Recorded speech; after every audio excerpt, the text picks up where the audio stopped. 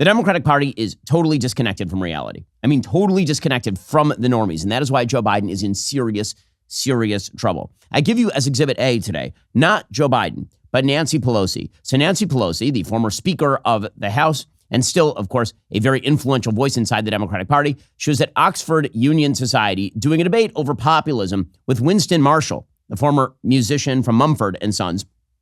And at that debate, she started tearing into populism in language that sounds very much like Barack Obama circa 2008. You remember that in 2008, Barack Obama was running for president of the United States, and he suggested that the problem with the country is that it was filled with bitter clingers, people who are still relying on God and guns and all these terrible things, religion. Well, Nancy Pelosi is still doing that routine. Here she was ripping into the normies. Of these poor souls who are looking for some answers. We've given them to them, but they're blocked by some of their views on guns. They have the 3 Gs, guns, gays, God, that would be a woman's right to choose. And the cultural issues cloud some of their reception of an argument that really is in their interest. Okay, so according to Nancy Pelosi, the reason people are not voting Democrat as much as they should be is because they are blocked by cultural factors like guns and God and gays. Now, that's an absurdly reductive view of people on the other side of the aisle. It turns out that the vast majority of people in the United States just want to be left alone. They want to be part of solid family structures. They want to be involved in their local church or local synagogue. They want to be involved in the social fabric building that is things like religion. Nancy Pelosi herself is supposedly a religious Catholic, although, again, I will question just how religious you are when you support transgenderism, same-sex marriage, and abortion as a point of course in your politics. But she's supposed to understand all of that, but she doesn't, because there is a radical wing of the Democratic Party that has now taken the helm in the center of the Democratic Party. Remember, Nancy Pelosi used to be more moderate than she is. Barack Obama shifted the party to the left, and then Bernie Sanders shifted the party even more to the left. And all Joe Biden is a stand-in for a weather vane. He is just a human weather vane. He is no longer sentient, if he ever was. Even when he was sentient, he was a weather vane. Now he is an inanimate object at the center of the Democratic Party. He is a cork bobbing on the waves of the Democratic Party. And the Democratic Party has decided to cave to its most radical members, people who apparently think that God is very bad and that guns are very bad and that the vast majority of Americans are only voting Republican because they hate gay people or some such nonsense. That is not a winning formula. The people that the Democratic Party are catering to right now are an army of losers. I've mentioned this. That's not every Democratic voter. The vast majority of Democratic voters are not members of the army of losers. I'm talking here about people who wish to rebel against the meritocracy, who believe that traditional values are inherently wrong and bad. The kinds of people who led a student walkout at Duke University because Jerry Seinfeld was speaking, which is something that happened over the weekend. Jerry is also serving as our commencement speaker today. So as you can see, this is about 30 students who lead this walkout and they are guided out. People are cheering because they're being guided out by the cops. There are about 6,600 students here. So it is a very small minority.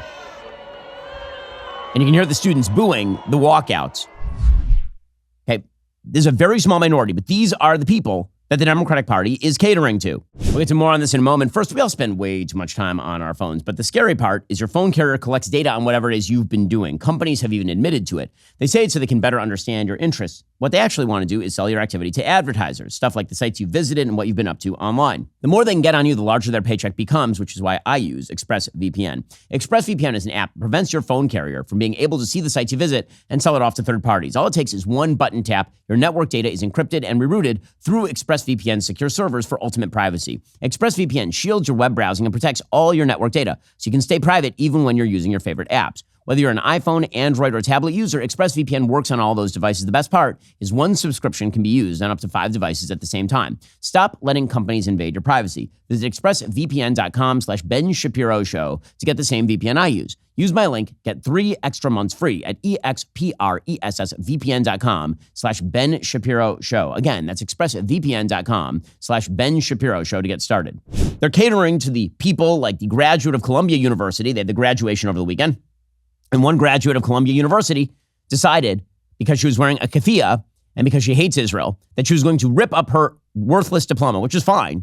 I mean, honestly, she had a master's of social work, so she may as well burn the diploma anyway, since that's a useless degree. Here she was. This is being celebrated. She walked up wearing handcuffs and a keffiyeh, and then she starts tearing up her diploma, and then holding up her cap to the applause of pretty much no one. Of course, this was all to be expected because, again, she had her flag membership in the Army of Losers emblazoned right on her graduation outfit.